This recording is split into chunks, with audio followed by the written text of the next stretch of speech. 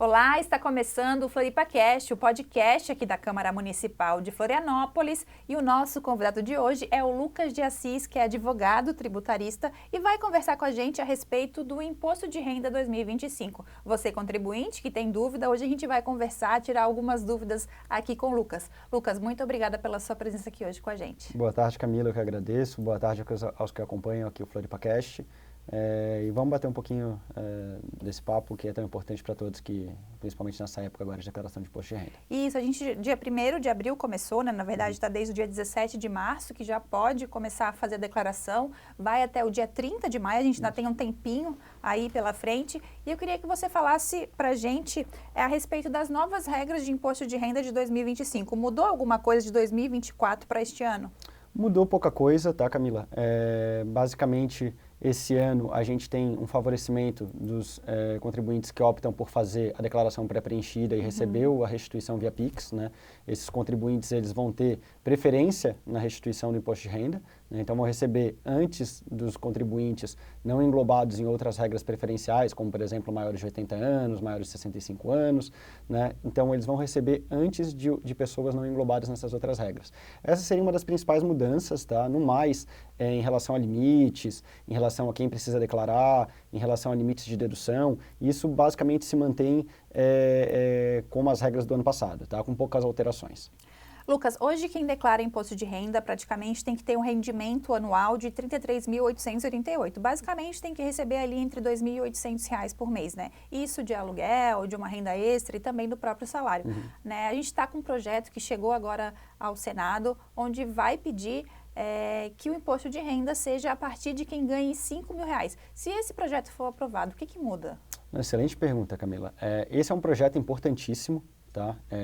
A isenção de quem ganha R$ 5.000, na realidade, já deveria ser feita há muito tempo atrás, né? A gente tem dados do Sindicato dos Auditores Fiscais da Receita Federal que mostram que a tabela de imposto de renda está defasada em 154%. É muita coisa. Né? Muita coisa. Há quase 10 anos que a gente não tem uma mudança nesse quesito, né? Uma atualização efetiva, né, das alíquotas de imposto de renda, das faixas de isenção do imposto de renda, inclusive. Né? Então, isso vem uma medida importantíssima que pode, sim, dar um alívio para uma grande parte da população. Né? Então, basicamente, o que o projeto propõe é o quê? Não uma atualização das faixas, tá? Isso ele não vai fazer. O que ele vai fazer é conceder um desconto, tá, para pessoas que ganham até R$ 5.000 por mês, de forma que essas pessoas não fiquem... isenção total. É isenção. Ela isenção equivale total. a uma isenção, tá? Na realidade, ele vai conceder esse desconto, que seria no valor equivalente ao tributo que uma pessoa de R$ 5.000 deveria pagar. Tá? Então, vai fazer com que ela não pague nada. Tá? Perfeito. Para quem ganha entre R$ 5.000 e R$ 7.000, haverá também um desconto, só que esse desconto vai ser menor e escalonado. Então, quem ganha R$ 5.500 vai ter um desconto de 75% sobre o valor do imposto devido. Quem ganha R$ 6.000 vai ter um desconto de 50% e assim progressivamente até 0%, que é a partir de quem ganha R$ 7.000. Assim como acontecia também, quem ganhava R$ 2.800 tinha um desconto ali. É um pouco diferente, tá? Isso é uma crítica, inclusive, que a gente pode fazer a esse projeto de lei, tá? Perfeito. Atualmente, como é que funciona a tabela progressiva do imposto de renda? Quem ganha até 2 salários mínimos atualmente é isento de imposto de renda, tá?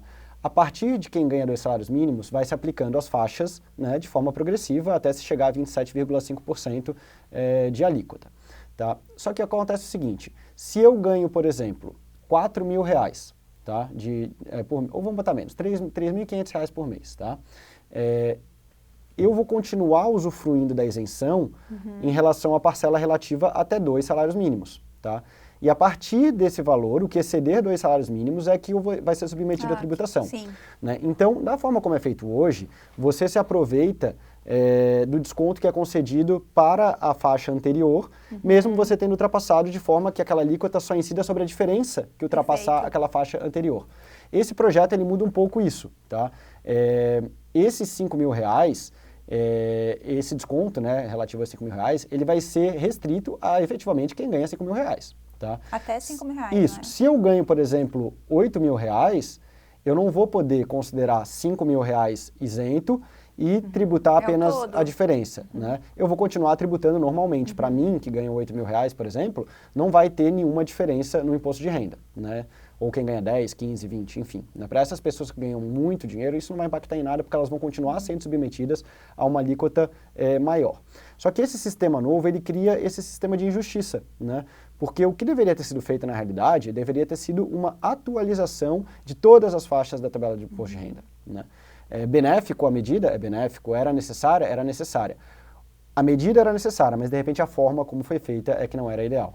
Talvez tenha chance de que mude agora em projeto com alguma emenda, alguma questão? Essa é a esperança que nós temos, né? Que ao chegar ao parlamento, isso seja alterado para que seja corrigida essa aberração jurídica, né? A gente pode botar assim, para que seja feita devidamente a correção da tabela do imposto de renda. Porque a gente pode até dizer que essa isenção de R$5.000, ela não é propriamente uma benesse que está sendo dada, é um direito do contribuinte, né? Porque, como eu disse, há mais de 10 anos que a gente não sofre nenhuma atualização na tabela progressiva do imposto de renda. Se a gente fosse atualizar a tabela progressiva do imposto de renda, a faixa de isenção seria, inclusive, superior a R$5.000.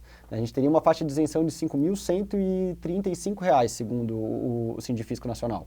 Né? Então, não é um favor que está sendo feito, é um direito do contribuinte que há muito tempo não vê as faixas de tributação devidamente atualizadas. Perfeito, Lucas. Uma dúvida que eu tenho, né? Por exemplo, se aprovado ainda esse ano, né, que é a expectativa do governo, esse projeto já começa a valer a partir do ano que vem, em 2026. No caso, vamos dar um exemplo, se eu recebo R$3.500, sou obrigada a, nesse molde que a gente tem agora, a declarar o meu imposto de renda todo final do ano. E aí, ano que vem, já tem essa nova lei, eu não vou precisar. Isso. Já vai valer a partir do ano que vem. Isso, já vale a partir do ano que vem. Né? Você sendo isenta, não há necessidade de entrega da declaração do imposto de renda. Ah, tá. Não vai, mesmo valendo, por exemplo, a partir de 2026, eu não vou ter que declarar nada de 2025. Não, a declaração de 2025 continuará sendo feita, né? Essa isenção passará a valer para os rendimentos auferidos em 2026, isso, para a declaração de 2027 relativa ao ano calendário de 2026. Isso. Em 2026, então, mesmo se aprovada, a matéria, em 2026 eu ainda vou ter que declarar referente a 2025. Isso, perfeitamente. Tá, perfeito. Agora vamos falar sobre o Pix, que é uma questão meio polêmica aí que a gente tem tido nesses últimos anos, que veio também para facilitar bastante, né? Hoje em dia faz anos também que eu não saco dinheiro, não sei o que é andar com dinheiro, é só no celular ou via Pix.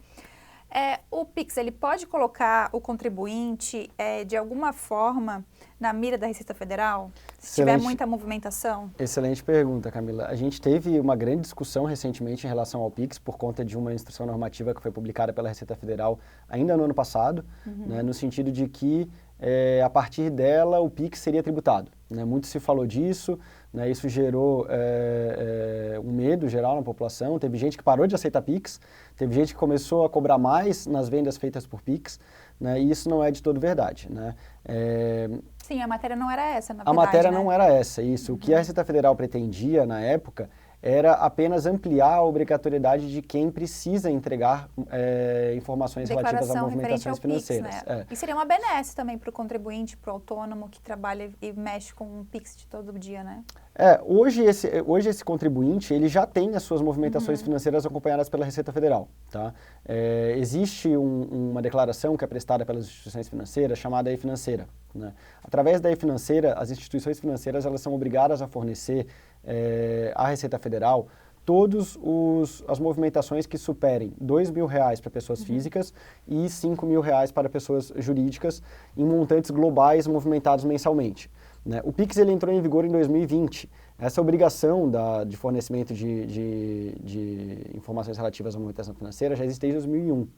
Então, desde 2020, quando o Pix entrou, ele já passou a ser informado à Receita Federal. Então, ele já entrou nessa norma. Já entrou nessa norma, já entrou no radar da Receita. Tá? Então, é muito importante que os contribuintes eles declarem os rendimentos que são oferidos através de qualquer meio de pagamento.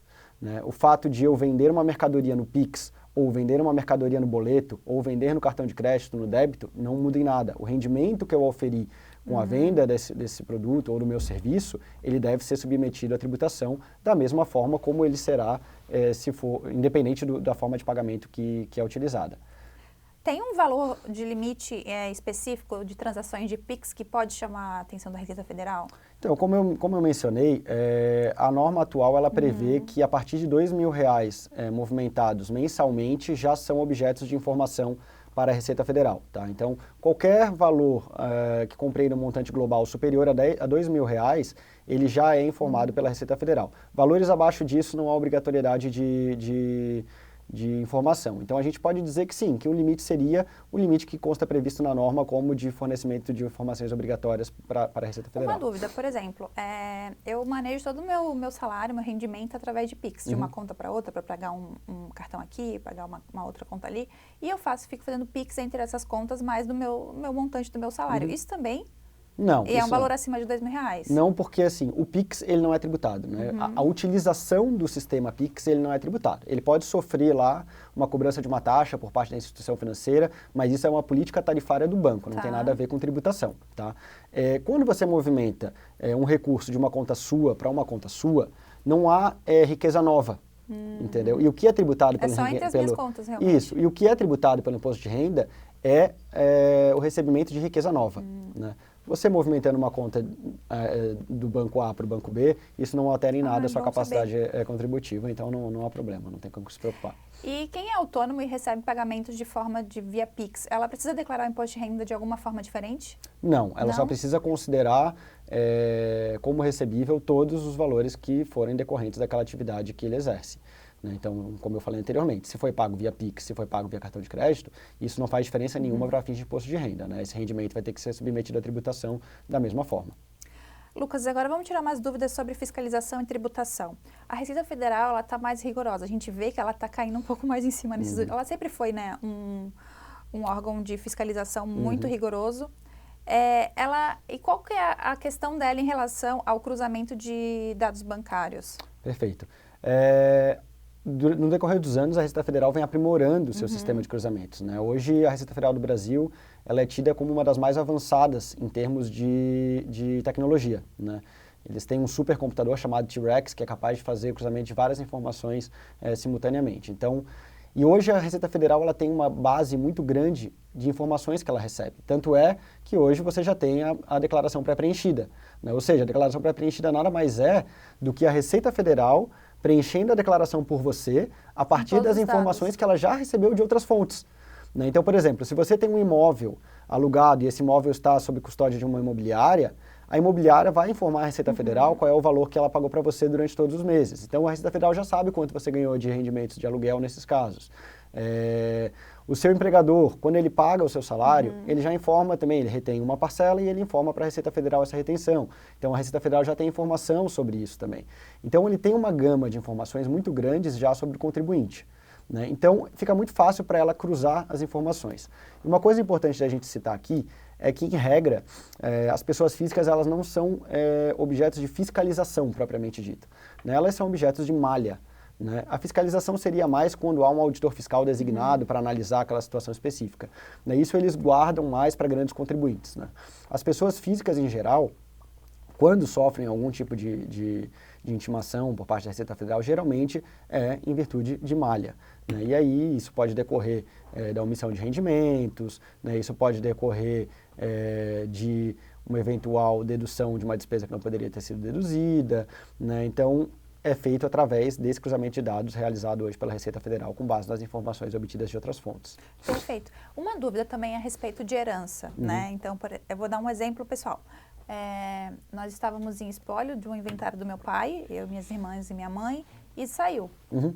Aí eu sou herdeira dele, necessária, e tem alguns imóveis. Eu tenho que declarar já nesse ano esses imóveis? Já foi concluído o inventário?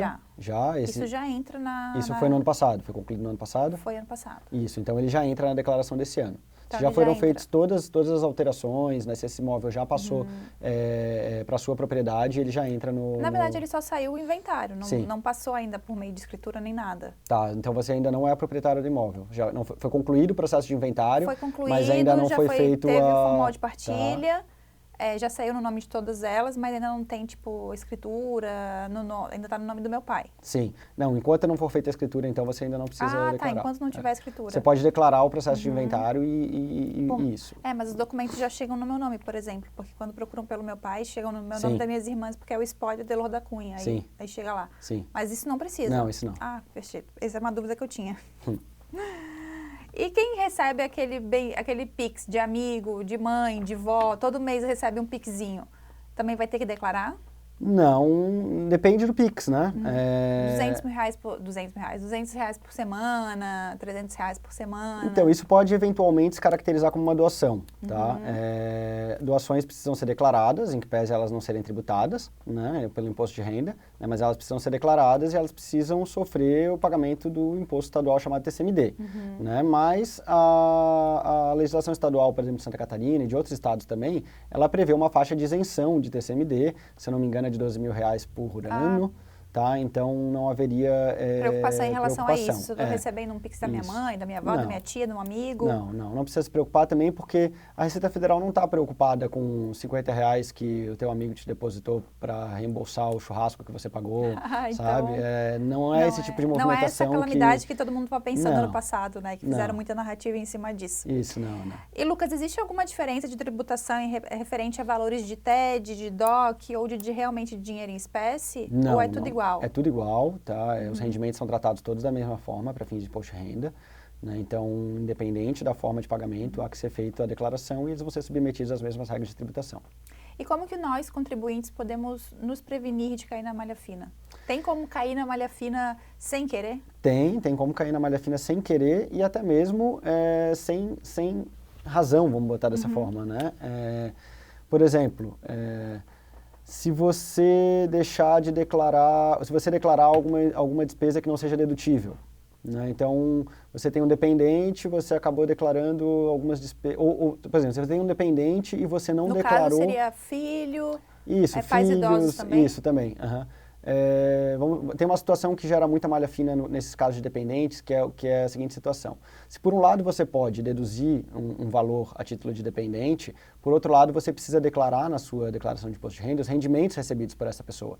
Né? Os rendimentos recebidos pelo dependente entram na declaração de imposto de renda do responsável. Por exemplo, se a minha mãe é minha dependente, mas ela tem a aposentadoria dela. Isso. A aposentadoria dela entra na dedução. A aposentadoria dela entra no cálculo do seu imposto de renda. Tá. Isso. Você pode deduzir um valor relativo a ela. Eu tenho uma filha ou um filho, mas eu e a minha mulher, ou meu esposo, nós somos separados, mas a minha filha é minha dependente. Eu que custei todos os custos. E ela tem um imóvel, por exemplo, no nome dela, que ela aluga e recebe aluguel. Tá? Os rendimentos provenientes do aluguel do imóvel da sua filha devem ser declarados na sua declaração de imposto de renda. Tá? Um outro erro bastante comum em relação a dependente... Isso é uma coisa que eu já não sabia. Isso precisa ser feito, tá? Se tem algum rendimento de dependente, ele precisa estar na declaração... É um cálculo a mais, então. Isso, ele impacta na declaração de imposto de renda da pessoa responsável, tá? Um outro ponto que gera bastante malha fina em relação a dependentes é quando duas pessoas declaram o mesmo dependente. Não pode. Né? Não pode. Então, isso acontece muito com pais separados. Isso, exatamente. Ou às vezes até com pais casados, né? Por exemplo, pessoas que vivem em união estável e acabam os dois declarando o mesmo filho como dependente. São dependentes, né? Isso, só que pela legislação apenas uma pessoa pode declarar aquela pessoa como dependente, né? Se você declara, se os dois declaram ela como dependente, os dois acabam deduzindo aquela parcela que é dedutível, né, e se beneficiando duplamente. Tem que mudar isso aí, né? Exatamente, eu também concordo, né? Então tem que mudar muita coisa, na verdade. Não, porque se é pai e mãe, os dois são dependentes, né? Tem que mudar bastante coisa. Tu acha que muda? Ou demora ainda tanto tempo que a gente vai... Sim, isso é uma coisa que sequer vem sendo discutido, né? exatamente. Ainda não entrou em pauta. Quando começar... Tem muitos outros problemas ainda a serem resolvidos em relação ao imposto de renda que antecedem essa questão dos dependentes e das deduções. Lucas, vamos deixar algumas dicas então para os contribuintes. A gente está em época de declaração de imposto de renda, o prazo, a gente tem praticamente 2 meses aí pela frente. Dia 30 de maio é o data limite para entregar a sua declaração. E quais são os principais erros que as pessoas cometem ao declarar o imposto de renda? Perfeito. Primeiramente, o primeiro erro e principal erro das pessoas é começar a preparar a documentação para a declaração do imposto de renda só agora, às vésperas da abertura da declaração, né? O imposto de renda, eu sempre digo que ele deve ser pensado com um ano de antecedência. Durante todo o ano, Durante todo o ano, né? Então, se preocupar em guardar todos os comprovantes de despesas médicas, né? Porque eles podem vir a ser exigidos, né, pela fiscalização, caso não seja constatada alguma divergência de informação, né? Cuidar... Esse comprovante vale um Pix que você fez para a clínica? Tem que ser a nota fiscal. Você tem que receber uma nota fiscal da clínica. Tem que pedir, então. Isso. E hoje em dia já tem também uma declaração que os médicos precisam preencher, né, que já informam que você fez uma consulta, né, mas muitas vezes acontece o quê? De essa obrigação não ser entregue, né, então você acaba declarando uma despesa médica legítima, né, o médico não declarou aquele valor lá, não emitiu uma nota fiscal, enfim.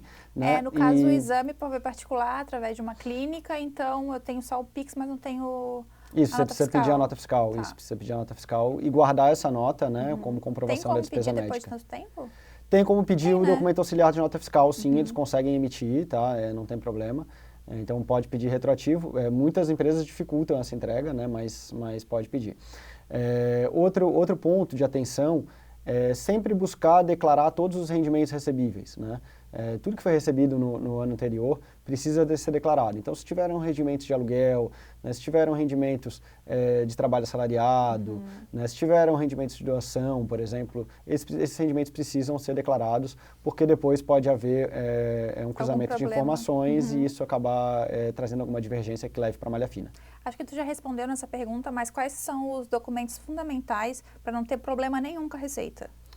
A gente precisa, primeiro, dos comprovantes de despesa médica, né? Se vai ter dedução, por exemplo, de despesas com educação, comprovantes de pagamento de despesas com educação. Esse despesa com educação é o que inclui? Curso de inglês? Não, isso inclui... Universidade, faculdade, escola, mestrado, escola, doutorado, isso. escola de filho. Cursos extracurriculares, cursos de extensão, isso não entra no... Isso não entra? Não É entra. só o currículo escolar Isso, currículo normal. básico, exatamente. Tá.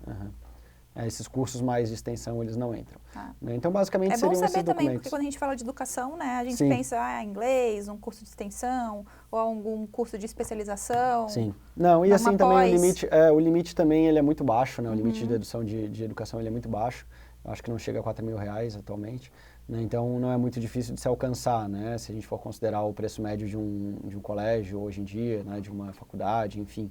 Né? Então, não é algo muito difícil de se alcançar. Sim. Né? Mas é preciso ficar bem atento que cursos de extensão, de inglês, né? Esse tipo de despesa Eles não é entram. dedutível. Isso pode acabar levando também a cair na malha fina. Perfeito. E existe algum benefício fiscal ou estratégia para reduzir o valor do imposto de renda? Existe, eu não diria benefício fiscal, mas talvez uma estratégia que seria, por exemplo, principalmente para autônomos, né, vamos colocar aqui, poderiam optar, por exemplo, pelo MEI, né, para aquelas atividades que são permitidas. Né. Isso tem o condão de reduzir bastante, né, o imposto de renda, né, e ajudar nesse planejamento tributário. Né. Há também outros caminhos, por exemplo, para se reduzir tributação sobre aluguéis, por exemplo, que é a constituição de empresas, né, onde a gente tem uma tributação menor do que aquela que existiria na pessoa física. Então Quem faz Airbnb, que pegou a temporada aqui em Floripa, tudo isso tem que debitar. Tem que declarar. Inclusive, o Airbnb comunicou recentemente que compartilhou informações com a Receita Federal relativas aos últimos 5 anos, tá, de quem fez aluguel. Então, se eventualmente alguém estiver nos assistindo, recebeu valores de Airbnb nos últimos 5 anos e não fez a declaração desses valores, é importante que ela retifique as suas declarações, recolha eventual tributo que não tenha sido recolhido no passado, porque se a Receita Federal encontrar divergências nas declarações dos últimos 5 anos com aquilo que foi informado pelas fontes pagadoras, ela pode... E se essa pessoa nunca declarou? Ela pode retroagir os últimos 5 anos, tá? Fazer a retificação das declarações anteriores dela para incluir esses rendimentos que não foram declarados anteriormente, recolher eventual imposto que deixou de ser recolhido com acréscimos de juros e correção monetária, né? Mas pelo menos ela fica em dia com o fisco federal e evita o risco de sofrer uma fiscalização, de cair numa malha e vir a ser exigido esse imposto que deixou de ser pago com multa que pode chegar até 100%. Isso é importante, né? É muito importante, sim. Então, assim, a Receita Federal já tem essas informações, né? Para ela fazer esse cruzamento, como a gente falou antes, é muito fácil, né? Eles têm o sistema já próprio para isso, né? Então, é importante que essas pessoas que receberam esse tipo de rendimento fiquem atentas e, dentro do possível, procedam à retificação das suas declarações e passem a declarar também esses rendimentos. Nessa questão, tu acha melhor procurar um contador?